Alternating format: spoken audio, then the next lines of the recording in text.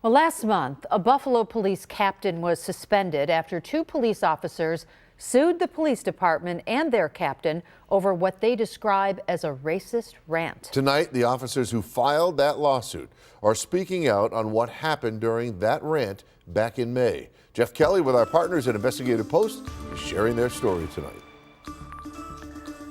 Last month, two police officers sued the Buffalo Police Department over a racist rant they say their captain unleashed back in May. The accused captain, Amber Byer, was suspended after Investigative Post broke the story. 2 months later, Byer is still suspended, but with pay. The captain is collecting her salary to sit at home. But the department has ordered the two officers who complained, Caitlin Bolden and Brandon Hawkins, to return to work. Bolden and Hawkins tell us they're not ready to do that. To be very honest, I'm terrified to go back to work because there are people that think like her. There are people that support her, and it's been made very clear. You know, we don't know who is on our side or not. Bolden has been on the force for 6 years, Hawkins for 15. Both work for the behavioral health team, which sends mental health professionals along with officers to help people in the throes of a mental health crisis. Byer was their commanding officer. You want us to come back to work and be the same productive officers that we were before? How is that possible? When you still have someone who offended us and talked to us like we don't matter, still employed. Hawkins, Bolden, and a third plaintiff, mental health clinician Erica Seymour, say Byer went on a racist rant last May in the team's office at police headquarters downtown. Bolden and another officer were discussing a video that showed two white Kansas City police officers pulling over a black motorist for no apparent reason.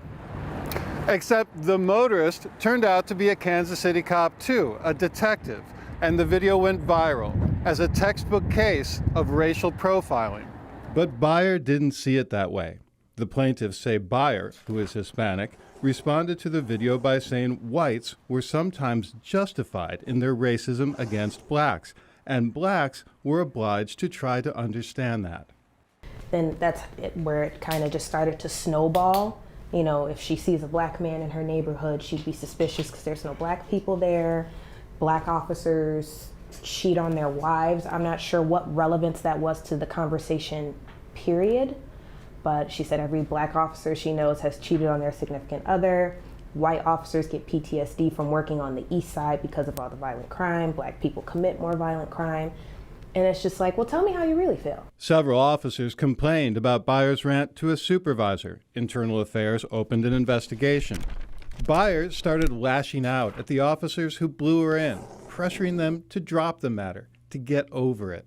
She said, well, Erica, I don't understand why you're upset. I have colored people in my family. And I said, oh, okay. And I just kind of walked away. Byer warned them the investigation would go nowhere. And she actually said that to me in May, that, I'm not worried about the investigation, that nothing's gonna happen. Sources say the Internal Affairs investigation into the May incident ended last August with no apparent punishment for Byer.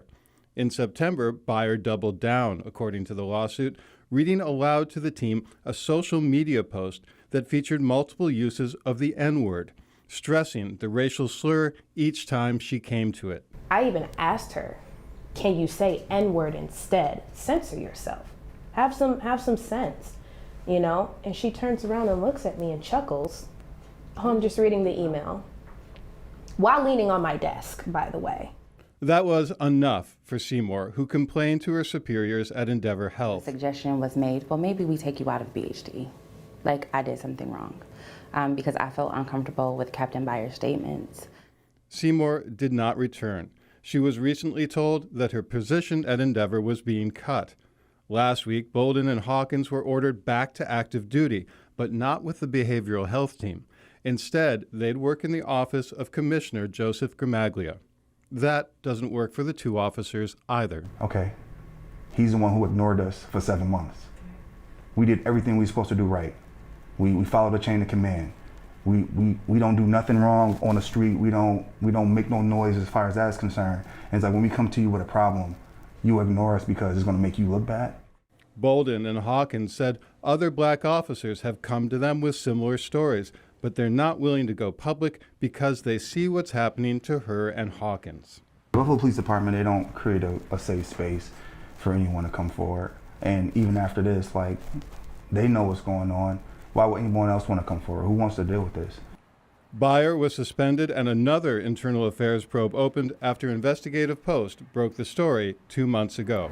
We asked the department spokesman, Mike DeGeorge, for an update on the inquiries into the allegations against Byer.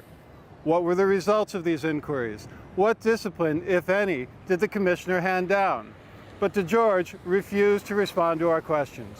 For Channel 2 News, I'm Jeff Kelly with Investigative Post.